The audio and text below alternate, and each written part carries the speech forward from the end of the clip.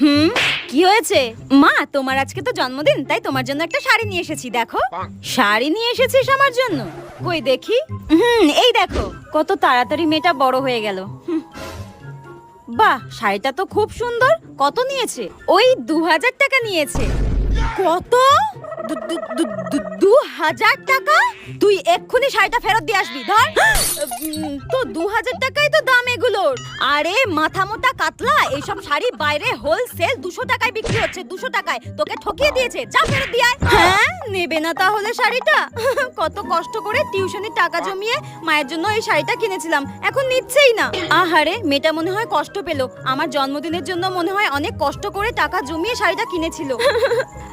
আচ্ছা ঠিক আছে, এত কষ্ট করে যখন আমার জন্য শাড়িটা নিয়ে এসেছিস আমি পরবো, কিন্তু আর কোনোদিনও যেন না দেখি এত দাম দিয়ে আমার জন্য শাড়ি নিয়ে আসা হয়েছে।